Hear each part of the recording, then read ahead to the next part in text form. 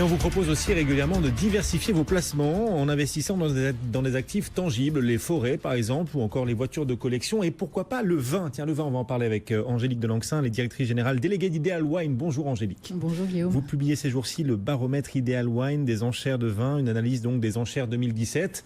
Et des perspectives donc pour cette année 2018.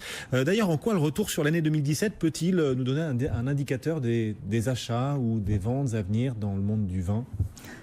Alors déjà, Guillaume, bien heureux seriez-vous si vous possédiez ces vins qui ont formé nos palmarès et des records d'enchères l'année dernière. Et bien avisé seriez-vous, peut-être même, depuis le temps que je vous en parle, de les mettre dans votre cave si vous ne les avez pas encore. Parce que on a eu des records en 2017, mais on voit que là, depuis le début de l'année et ces dernières semaines, les prix continuent à monter. Alors, faites-nous rêver. Quels sont les exemples récents qui montrent qu'en effet, les prix du vin ne cessent de s'envoler ?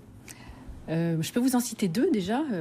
La Romanée Conti, le domaine de la Romanée Conti, qui est la star, toute catégorie confondue de nos palmarès, qu'on parle de l'eau vendue, de bouteilles vendues, puisque la bouteille la plus chère a été vendue 17 146 € en fin d'année dernière.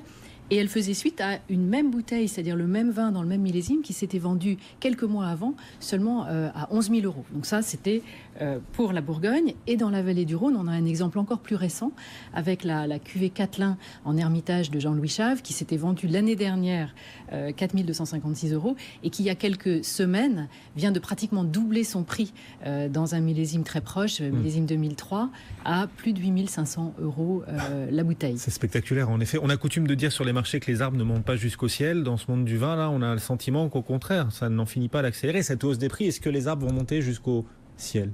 Alors disons que une des particularités de ce marché du vin, c'est que vous avez deux éléments qui croissent en parallèle. D'une part, la rareté des vins, qui est mécanique, puisque les cuvées rares sont en plus bues, donc leur rareté s'intensifie dans le temps. Et vous avez parallèlement un nombre croissant d'amateurs dans le monde entier qui s'intéressent à nos vins. Et à cet égard, les vins français sont extrêmement bien positionnés.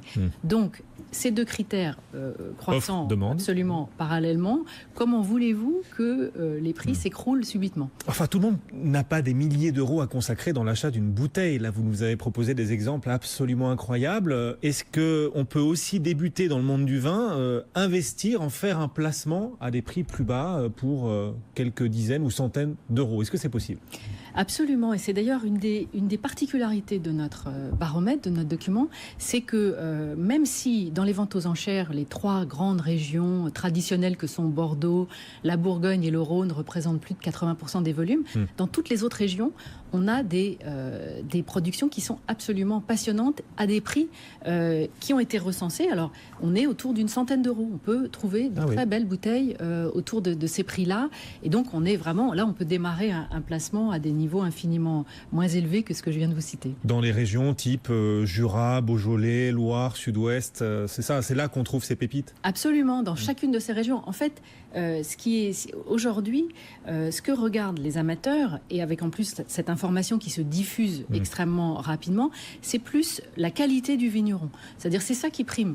Il vaut mieux avoir un très bon vigneron dans une appellation méconnue plutôt qu'un domaine médiocre dans une appellation extrêmement prestigieuse. C'est ça que recherchent les amateurs et c'est là que se niche des poches de valorisation très intéressantes. Intéressant ce que vous nous dites. Est-ce que vous pourriez nous citer à moins de 100 €, du coup, un domaine que vous recommanderiez pour ceux qui veulent faire du vin un véritable placement ? Dans toutes les régions, on en trouve, même à Bordeaux, où on dit souvent que les prix plafonnent et que la valorisation est moins forte. Je pense par exemple dans l'appellation Margaux, château d'Urfort-Vivens, qui vient d'entamer sa conversion en biodynamie, un domaine à suivre, ou à Saint-Émilion, vous avez des petites propriétés qui sont encore sous-valorisées. Je pense à Grand Corbin d'Espagne, par exemple. En Bourgogne aussi, même si les prix sont extrêmement élevés sur des domaines rares, je pense au domaine Clavelier à Vaune-Romanée ou au domaine Lucien Boyau à Gevrey-Chambertin. Donc là, on est dans les appellations, dans les régions traditionnelles. Dans des bouteilles abordables aux alentours de 100 €. On est en dessous de 100 €. On va trouver des bouteilles en dessous de 100 €. Dans le Rhône, je pense à une appellation qui monte en flèche, Cornas, avec le domaine du Tunnel, par exemple. Dans le Beaujolais, puisque vous le citez, je pense à deux domaines, Côte de Brouilly, le château Thivin, avec sa cuvée Zacharie, ou le Fleury d'Yvon-Métras, petite parenthèse sur les vins nature, qui sont extrêmement recherchés aujourd'hui. Je pense dans le Sud-Ouest, Robuste, un vin que notre président de la République a goûté, apprécié récemment, dont il a parlé après l'avoir goûté à l'Élysée, le Clos Triguedina. Dans le Languedoc, vous avez des domaines phares et vous avez des pépites comme Jean-Michel Alquier ou le domaine de Montcalmès. Franchement, partout dans la Loire, vous avez évidemment maintenant des stars dont les prix ont explosé, mais vous avez aussi le domaine Sanzay, par exemple, à Saumur-Champigny, qui est encore extrêmement Donc on trouve des pépites comme ça, des placements potentiels dans ce monde du vin pour moins de 100 € dans énormément de régions. Et vous avez cité plein de domaines, tout sauf le Jura, parce que vous avez cité tout sauf le Jura, la région de Cédric. C'est parce que... Alors, Cédric, désolé, mais on en trouve aussi dans le Jura. C'est vrai que le Jura et certains domaines ont explosé, mais vous pouvez acheter à peu près tout ce que vous trouverez des domaines Ganva ou Tissot, et là, vous avez de très beaux potentiels de valorisation. Tous ces domaines, on les a recensés, soit dans le cadre de nos palmarès de belles enchères, soit dans une liste de domaines que l'on recommande de suivre particulièrement. Voilà. Et on parle plus souvent sur ces tweets. C'est beaucoup plus efficace.